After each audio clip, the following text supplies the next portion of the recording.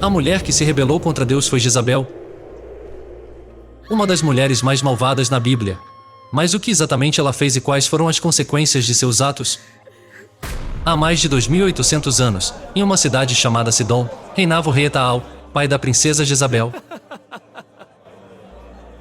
Ela foi criada não apenas na opulência de uma grande corte, mas também sob a sombra implacável dos altares de um deus fenício, especialmente um chamado Baal. Por esse motivo, ela aprendeu muito bem os segredos do poder e devoção aos deuses pagãos, sendo moldada por eles para um destino que mudaria o curso de um reino. Um dia, ela teve a oportunidade de transcender fronteiras. Quando o reino de Israel buscava um aliado e seu pai ofereceu a mão de sua filha em casamento a Ahab, o rei de Israel na época. Ahab era um homem de caráter fraco e facilmente moldável, especialmente por uma pessoa manipuladora e de vontade forte como Jezabel. Apesar de o casamento não ser conveniente devido ao julgo desigual e idolatria por parte do reino de Sidom, Ahab aceitou Jezabel como sua segunda esposa, para assegurar a estabilidade política e econômica de seu povo, sem saber todo o mal que o esperava.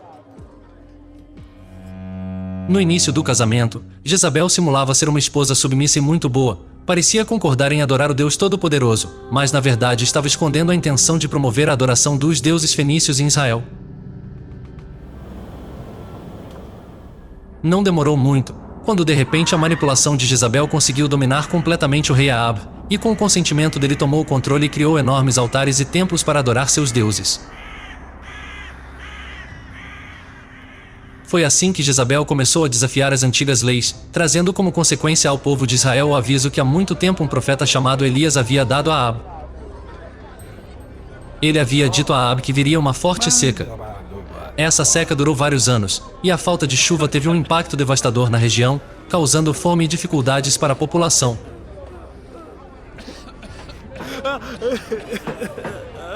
A maldade de Jezabel era tal que, não satisfeita em mandar o povo adorar outros deuses, também ordenou que seus soldados aniquilassem todos os profetas de Deus, e todos foram mortos, exceto Elias. Neste ponto, todo o povo de Israel estava à beira do colapso, portanto, muitos daqueles que ainda criam em Deus o buscaram e clamaram a ele. Foi então que Deus falou com o profeta Elias, que estava escondido, e este se encontrou com o rei Ahab. Elias, guiado por Deus, denunciou veementemente a idolatria e a apostasia diante do rei Ahab e convocou os profetas de Baal e os israelitas ao Monte Carmelo para um desafio diante de todo o povo. Cada grupo deveria preparar um sacrifício e chamar seu respectivo Deus para acendê-lo. Elias declarou que o Deus que respondesse com fogo seria reconhecido como o verdadeiro Deus. Depois de horas, e muitas tentativas, sacrifícios, danças e tudo mais, todos os profetas de Baal fracassaram miseravelmente em invocar seu Deus falso. Naquele momento, Elias chamou seu povo e todos se aproximaram. Foi então que ele começou a construir o altar de Deus que estava derrubado. Para isso, ele pegou 12 pedras, uma para cada tribo de Israel, e as colocou uma em cima da outra. Em seguida, fez um sulco ao redor do altar, onde cabiam cerca de 12 litros de água.